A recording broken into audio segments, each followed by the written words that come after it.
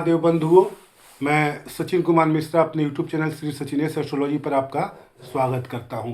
बंधुओं, सबसे बड़ी बात यह है कि हम लोग का सबसे बड़ा त्यौहार जो है महाशिवरात्रि, वो कल है, रविवार के दिन। और हमारे सनातन व्यवस्था में तीन ही रात्रि को सबसे महत्वपूर्ण माना गया है। एक महाशिवरात्रि, दूसरा ये होलिका दहन वाली जो रात्रि होती है, जैसे सुबह में होली खेलते हैं और रात में होलिका जलाई जाती है, वो रात्रि, और तीसरी रात्रि होती है दीपावली, अमावस्या की रात्रि।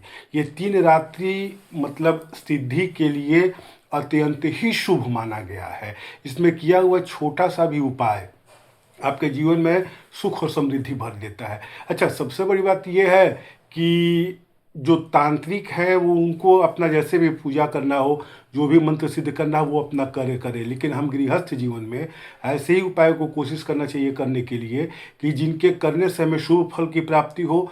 और अगर उपाय में कोई त्रुटि हो जाती है, गलती हो जाती है, तो उसका दुष्प्रभाव ना हो, उसका कोई निगेटिव प्रभाव हमारे जीवन पर ना पड़े। तो इसलिए हमेशा शुभ और सात्विक उपाय को ही करने की कोशिश करिए, यही ज़्यादा बेहतर होगा।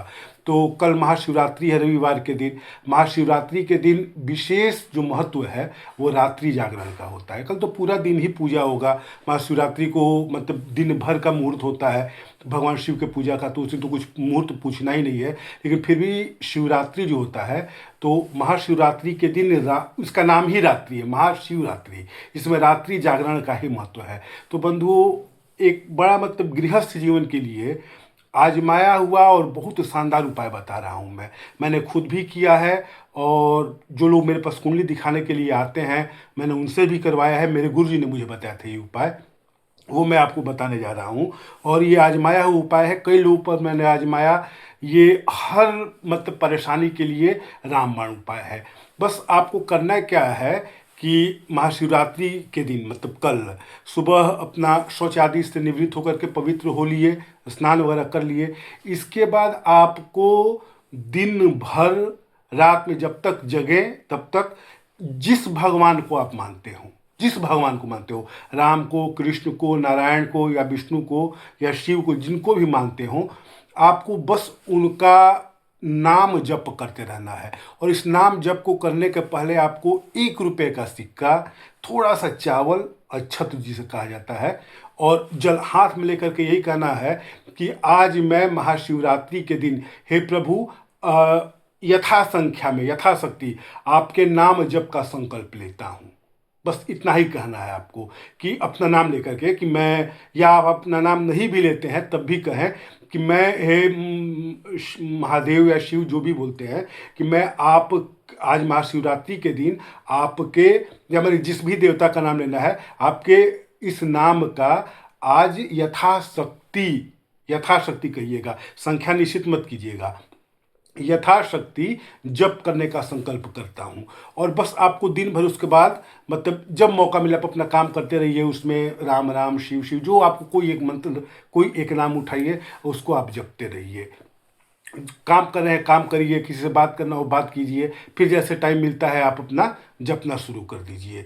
और कोशिश ये कीजिए कि कल शिवरात्रि के दिन मतलब रात का ही महत्व है। और इस रात्रि में भी रात में 11:36 से लेकर के 12:24, पहला 11:36 से 12:24 मतलब 12 बजे से 24 मिनट पहले और 24 मिनट बाद में, ये मुहूर्त हाथ से न निकलने पाए। इस समय निश्चित रूप से आपको जो भी नाम उठाए हैं जपने के लिए, उसको लगातार जपते रहिए, लगातार जपते रहिए।